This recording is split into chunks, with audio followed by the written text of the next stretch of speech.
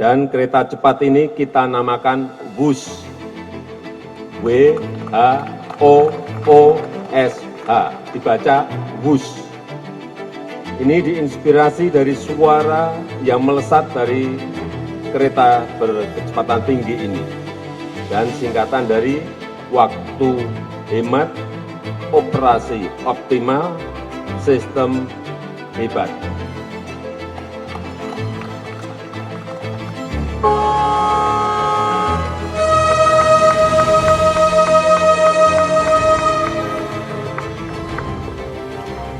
Tanggal 2 Oktober 2023 dikenang sebagai salah satu tonggak bersejarah dalam rangkaian panjang perjalanan perkembangan transportasi di Indonesia saat Presiden Joko Widodo meresmikan kereta cepat Jakarta-Bandung.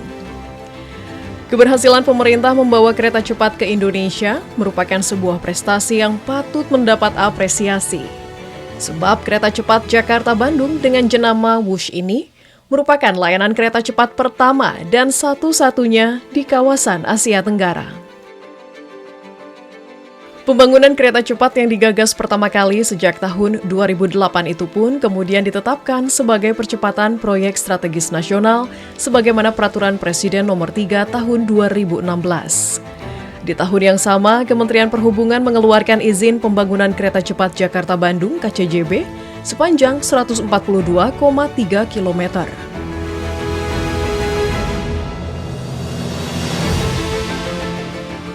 Peletakan batu pertama pada 21 Januari 2016 kemudian menandai mulainya pembangunan yang dilakukan oleh PT Kereta Cepat Indonesia Cina (KCIC) yang sahamnya dimiliki oleh Badan Usaha Milik Negara RI serta China Railway International Company Limited.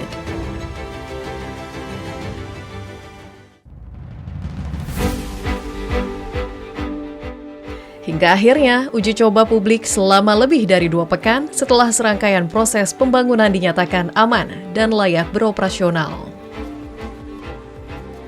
Menilik dari besarnya nilai investasi yang dibelanjakan pada pengembangan kereta cepat menunjukkan bahwa pemerintah Indonesia memiliki keberpihakan untuk mengembangkan layanan transportasi umum yang kian efektif dan mutakhir, termasuk mengurangi kepadatan lalu lintas dan kemacetan di jalan raya sebagai manfaat penting dari kehadiran kereta cepat. Di mana menurut laporan Bank Dunia pada 2019, kemacetan di kota-kota besar Indonesia menimbulkan kerugian paling sedikit 4 miliar dolar Amerika Serikat atau sekitar 56 triliun rupiah per tahun. Dengan beroperasi ini kita berharap ada keuntungan-keuntungan kita peroleh. Artinya dengan beralihnya pengguna kendaraan pribadi ke kendaraan angkutan umum ini, artinya dari mulai penggunaan bahan bakar, waktu tempuh dan lain-lain itu bisa kita hitung. Berapa nilai yang menjadi yang bisa diselamatkan dengan beralihnya pengguna kendaraan pribadi ke kendaraan kereta api ini.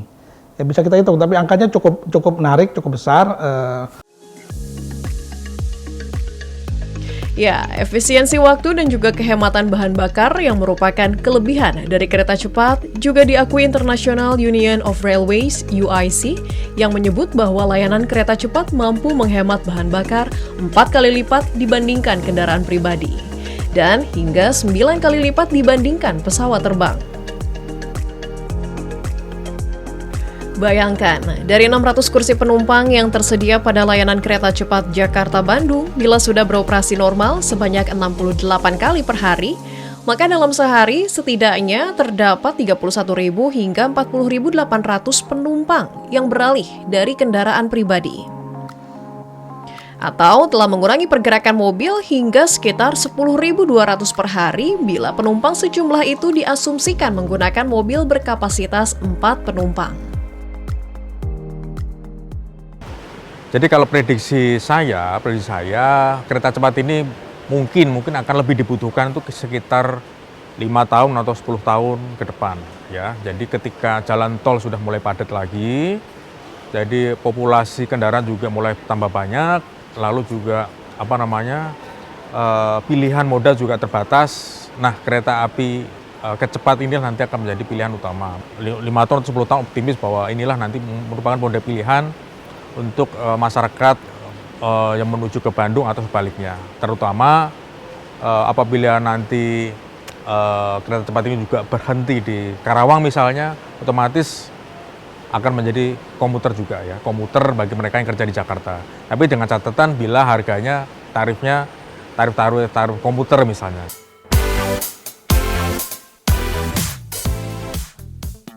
Bukan hanya soal menghadirkan moda transportasi massal alternatif, layanan kereta cepat juga menjadi tonggak sejarah pembangunan sebuah sistem yang komprehensif.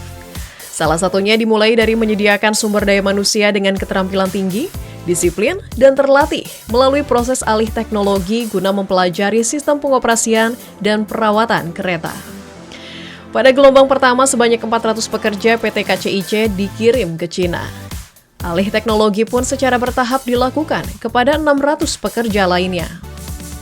Dengan begitu, pembangunan jalur lanjutan yang menurut rencana hingga ke Surabaya bisa berjalan baik dan efisien dengan pengalaman pembangunan kereta cepat jalur Jakarta-Bandung. Kita bicara kesiapan dari sistem operasionalnya, itu juga kita persiapkan terhadap SDM-nya. Transfer knowledge mulai dari awal kita lakukan. Ya, ini yang kita lakukan. Kita berharap pada saat operasional mulai dari awal kita sudah bisa mendampingi atau didampingi dari pihak China untuk langsung bicara transfer knowledge. Jadi nggak nunggu waktu, kita bersamaan dengan alih teknologinya dari pihak China ke pihak Indonesia.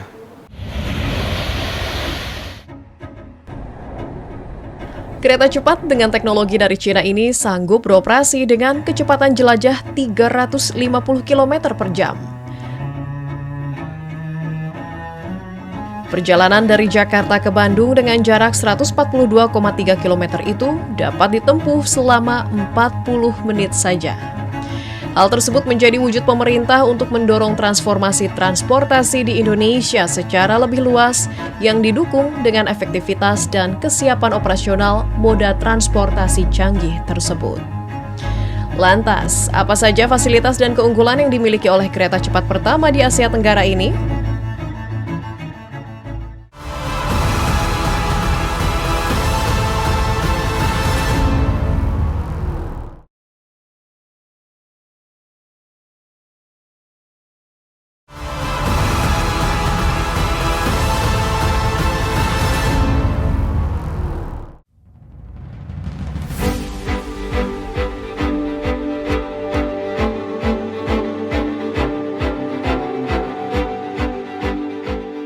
Pembangunan infrastruktur perkeretaapian di Indonesia mencapai langkah maju dengan tercapainya kecepatan 350 km per jam saat Wush beraksi membawa penumpang di jalur Jakarta-Bandung.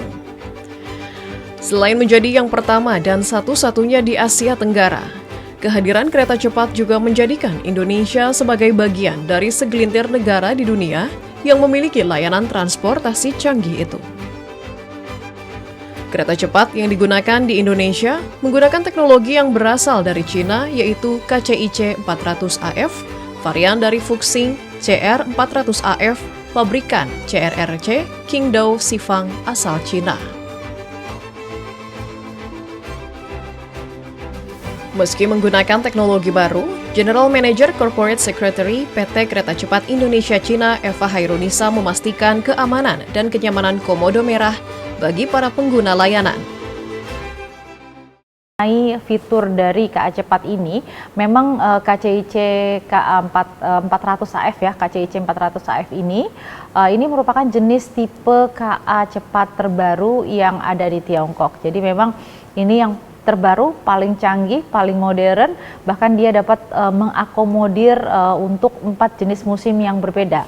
Sehingga untuk cuaca ataupun musim yang ada di Indonesia pun ini juga sangat terakomodir dengan kecanggihan ataupun teknologi yang ada pada KA Cepat ini. Nah, sehingga kita pastikan meskipun dengan kecepatan tinggi, namun kenyamanan tetap terjaga karena pembaruan ataupun modernisasi tidak hanya dari sisi sarananya, tapi juga prasarananya. Kami menggunakan slab track, itu bantalan beton yang sehingga dengan ukuran yang memang standar internasional untuk KA Cepat, sehingga pada saat melintas dengan kecepatan tinggi ini sangat stabil dan tidak menimbulkan getaran. Sistem kereta cepat ini juga sudah mengantisipasi pergerakan tanah di sepanjang jalur, termasuk apabila terjadi gempa. Perjalanan kereta akan terhenti manakala terjadi peristiwa alam yang membahayakan keselamatan perjalanan kereta. Oleh karena kereta dilengkapi 2 rem darurat yang dapat diaktifkan oleh masinis. Bila ada benda menghalangi jalannya kereta, maka sistem automatic train protection secara otomatis akan menyala.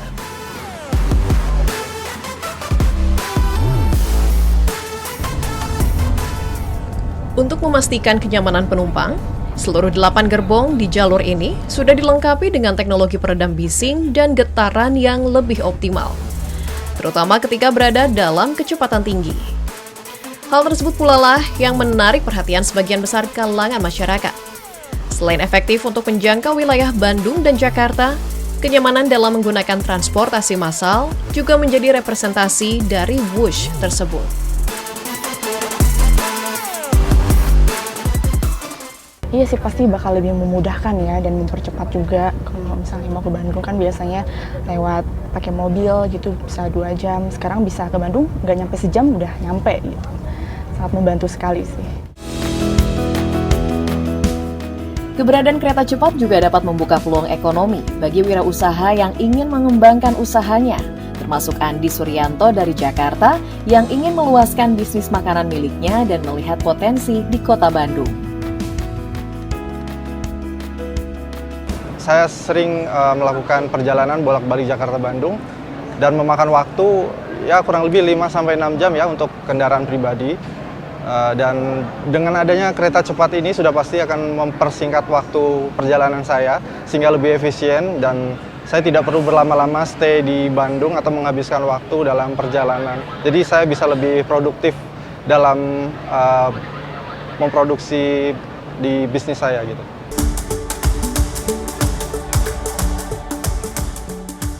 Selain keamanan, tentu saja efek maksimal angkutan umum bakal terasa jika penumpangnya juga banyak. Untuk menarik penumpang, ada sejumlah faktor yang memengaruhi seperti tarif yang terjangkau. Di mana kereta cepat yang beroperasi secara komersial ini menawarkan harga tiket promosi sebesar Rp300.000 untuk umum dan Rp150.000 bagi masyarakat yang membeli melalui aplikasi Wush. Harga tersebut sama bila dibandingkan dengan menggunakan jasa kereta api Argo Parahyangan kelas ekonomi maupun bus travel untuk tujuan Bandung-Jakarta dan sebaliknya. Faktor lainnya adalah kemudahan akses stasiun dan integrasi antar moda. Akses menuju stasiun-stasiun kereta cepat memegang kunci keberhasilan moda ini menarik pengguna kendaraan pribadi. Tanpa itu, kereta cepat seakan terasing dari hiruk-pikuk kota di sekitarnya. Seperti stasiun Halim misalnya, terintegrasi fisik dengan stasiun LRT Halim, sehingga penumpang tinggal berjalan kaki saat akan berpindah moda. Operator kereta cepat juga menggandeng PT Transportasi Jakarta untuk menyediakan layanan bus Transjakarta yang masuk ke area Halim. Untuk bisa menyempurnakannya, kita menyiapkan aksesibilitas. Nah, sebagai contoh untuk stasiun Halim, itu ada 2 yang akan kita buka, sudah dibuka ya untuk jalan jalur DI Panjaitan. Nah, ini nantinya seperti Mikrotrans atau Transjakarta, kemudian online, kemudian juga shuttle bus. Kita juga akan bekerja sama dengan Bandara Halim ya, nantinya akan ada shuttle bus mungkin dari yang bandara ingin langsung menggunakan KA cepat, ini bisa menggunakan akses jalur DI Panjaitan. Nah, satu lagi yang saat ini sedang proses dalam pembangunan itu pintu tol ya, exit tol ya. Jadi exit tol KM 1842 kita bekerja sama dengan Jasa Marga, saat ini sedang dalam proses pembangunan dan kita harapkan dalam waktu dekat ini dapat cepat selesai ya, sehingga ada 2 akses untuk menuju stasiun Halim.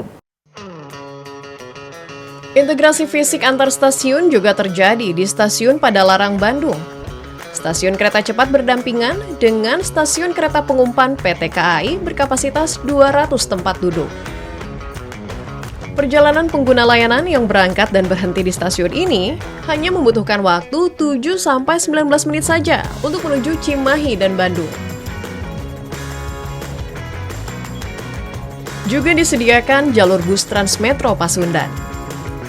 Untuk Tegaluar, sejak uji coba terdapat bus Damri. Terdapat pula penggunaan bus milik pemerintah daerah seperti Bus Rapid Transit (BRT) di kawasan Bandung Raya. Stasiun ini juga terhubung dengan sejumlah pusat keramaian di kota Bandung seperti Stadion Gelora Bandung Lautan Api, Masjid Al-Jabar, Stasiun Cimekar, Stasiun Gede Bage, dan kawasan ramai lainnya. Akses menuju Tegaluar juga kelak dapat melalui gerbang tol KM 151A arah Cileunyi dan drop zone tol KM 151B arah Bandung yang disiapkan oleh Jasa Marga. Tidak hanya menekan kemacetan dan mengurangi polusi, keberadaan kereta cepat yang terhubung di 4 stasiun itu nyatanya membawa angin segar bagi para pelaku UMKM yang berada di kawasan sekitar.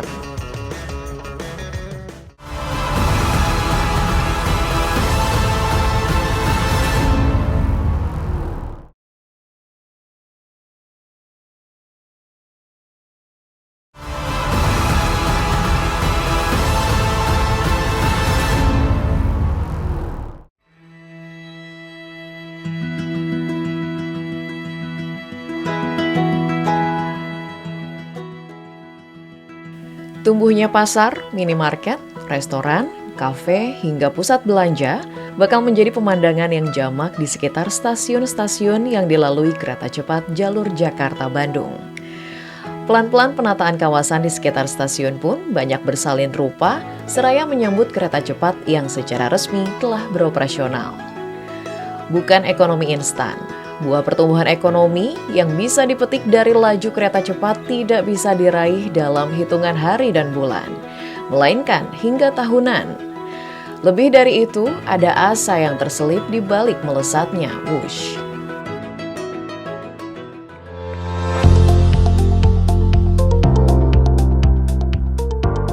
Seakan mendapat angin segar, hadirnya Wush yang menjadi penggerak utama peningkatan mobilitas masyarakat ke berbagai kawasan di Jawa Barat itu pun menjadi wadah baru bagi para pelaku usaha mikro kecil menengah UMKM di wilayah tersebut.